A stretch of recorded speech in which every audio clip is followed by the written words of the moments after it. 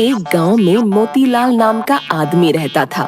मोतीलाल के पास एक भैंसा था जिसे वह बहुत प्यार करता था। इस पूरे गांव में मेरे भैंसे जितना मजबूत और बलवान किसी का भैंसा नहीं। अजी, आप सुबह से शाम तक सिर्फ भैंसा भैंसा ही करते हो।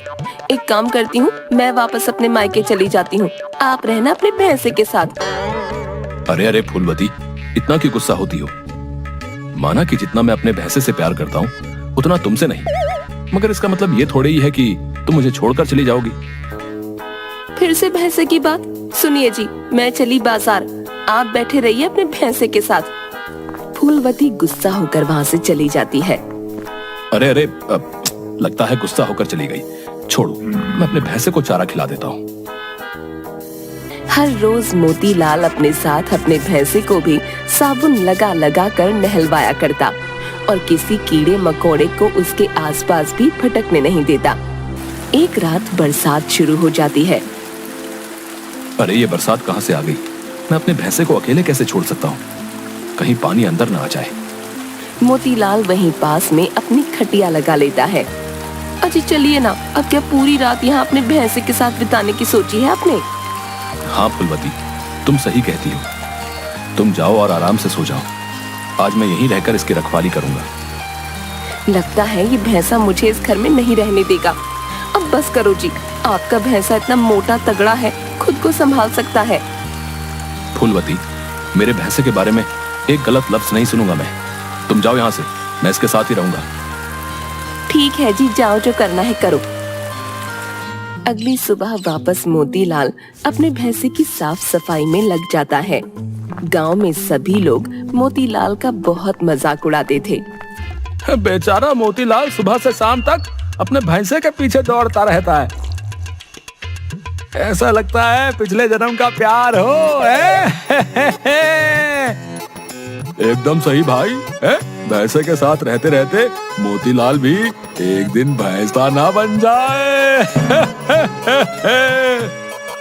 वो सब छोड़ो, सोचो बेचारी पत्नी का क्या होता होगा।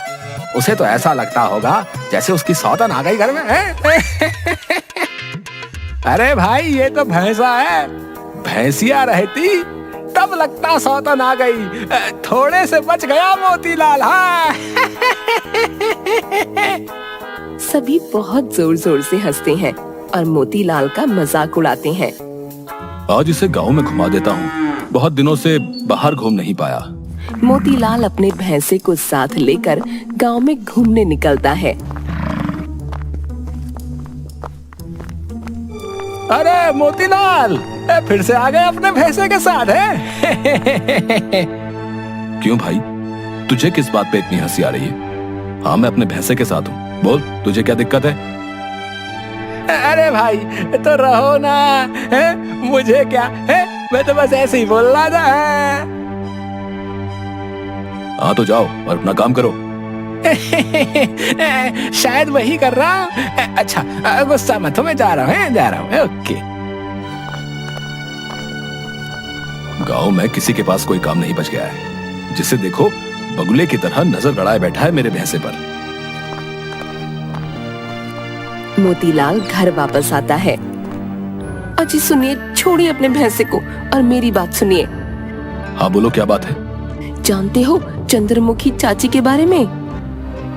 नहीं, क्या हुआ उन्हें? बिस्तर पकड़ लिया है उन्होंने, लगता है अंतिम दिनों में है। आप जाइए और जाकर मिलकर आइए, वरना सभी क्या बोलेंगे। क्या? मगर मैं चला जाऊंगा तो मेरे भैंसे का ख्याल कौन रखेगा? बताओ तो जरा। हे ईश्वर, जरा सद्बुद्धि दो इन्हें। चाची बीमार पड़ी है, एक बार मिलकर आने की जगह इस भैंसे के बारे में सोच रहे हैं। फूलवती, कई बार कह दिया है मैंने, मेरे भैंसे पर अपनी खुन्नस ना निकाला करो। मैं उसे भी अपने साथ लेकर जाऊंगा। वाह जी वाह, हाथी जितना मोटा तगड़ा भैंसा लेकर चाची जी से मिलने जाएंगे?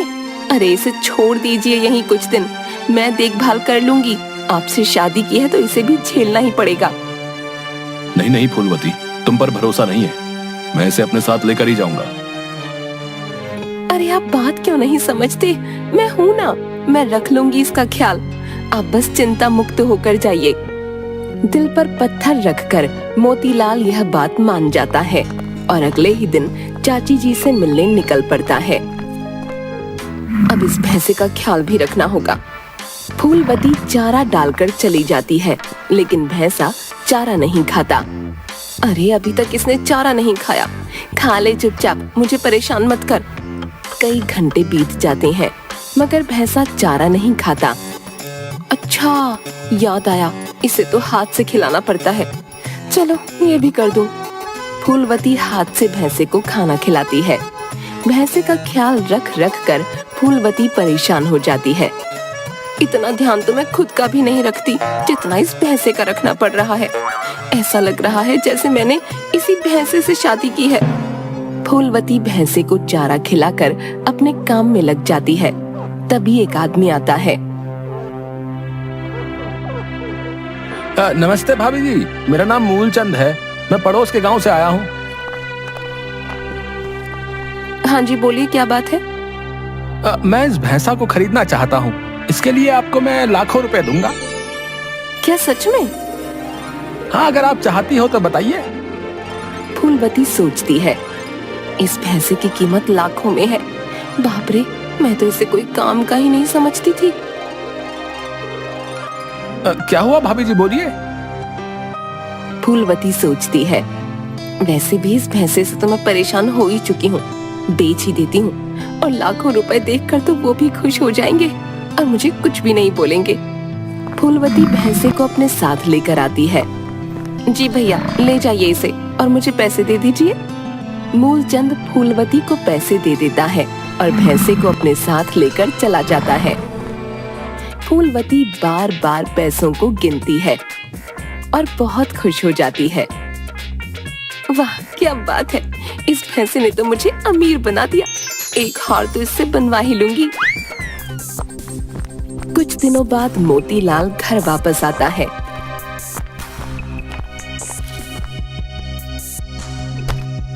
और तुरंत अपने भैंसे को देखने जाता है।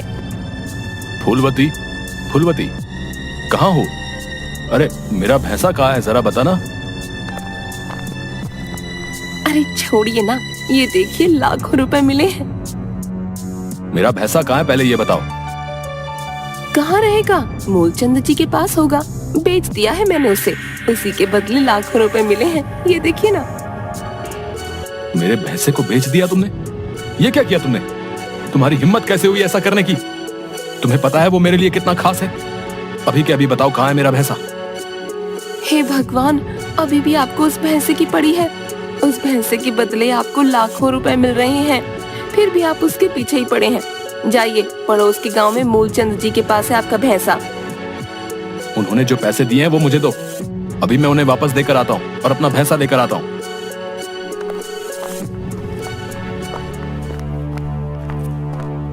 फूलवती सारे पैसे मोतीलाल को वापस देती है।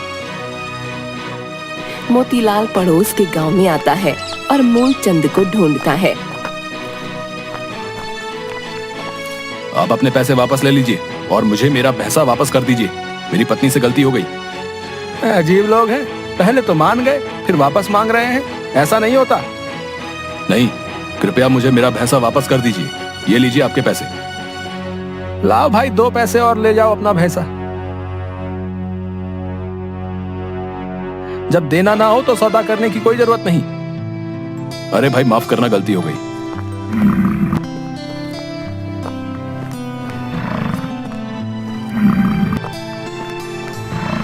कैसा है तू? सब ठीक तो है ना? मुझे माफ कर दे, मुझसे गलती हो गई। मैं तुझे अकेला छोड़कर चला गया था। आ गया ये फिर से हमारे घर। फूलवती, ऐसी गलती कभी वापस मत करना, वरना मुझसे बुरा कोई नहीं होगा। जाओ जी, रहो इसके साथ ही, मुझे कोई मतलब नहीं आपके भैंसे से। चल, आज मैं तुझे बाहर घुमा कर लाता हूँ। फूलवती सामान लाने बाजार चली जाती है। यहाँ तो बहुत हरी हरी घास है, यहीं से बांध देता हूँ, थोड़ी देर खा लेगा। एक मैदान में मोतीलाल भैंसे को खूंटे से बांध देता है और बैठ जाता है। अचानक उसकी आंख लग जाती है। इधर फूलवती बाजार से सामान खरीद कर आ रही थी। तभी कुछ चोर उसका सामान लेकर भागने लगते हैं। चोर चोर पकड़ो को इन्हें। भैंसा ये देख लेता है और खूंटा तोड़कर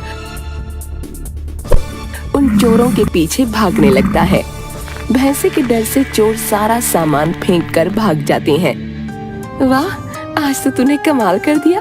मेरा सारा सामान चोरी होने से बचा लिया। मैं बेकार ही तुम्हें निकम्मा समझती थी। अब फूलवती को भी भैंसे से प्यार होने लगा और उसके साथ उसने बुरा बर्ताव करना बंद कर दिया। अजी, माफ कीजिएगा, मैं तो बहुत मूर्ख थी जो इसे बुरा भला कहती थी। फूलवती की बात सुन मोतीलाल बहुत खुश हो जाता है। गांव में घोषणा होती है कि कुछ ही दिनों में दौड़ प्रतियोगिता होने वाली है। जिसे भाग लेना है वह अपना नाम लिखवा सकता है। दौड़ प्रतियोगिता वाले दिन सभी गांव वाले दौड़ देखने आते हैं। मोतीलाल फूलवती अपने भैंसे के साथ दौड़ देखने आते हैं।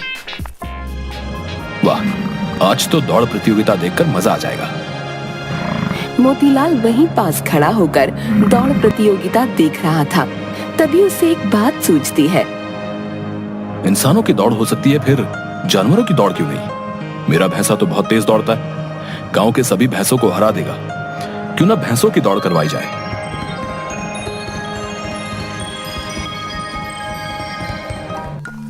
मोतीलाल ये बात गांव के सरपंच को बताता है। गांव के सरपंच को योजना अच्छी लगती है। सरपंच जी, हम सभी को टिकट भी दे सकते हैं और उनसे पैसे भी ले सकते हैं। इससे अच्छी कमाई होगी। सरपंच अगले ही दिन गांव में घोषणा करवा देता है, भैंसों की दौड़ प्रतियोगिता होने वाली है। सभी भैंसों की दौड़ प्रतियोगिता सुन बहुत आश्चर्य में पड़ जाते हैं और पैसे देकर टिकट खरीदते हैं।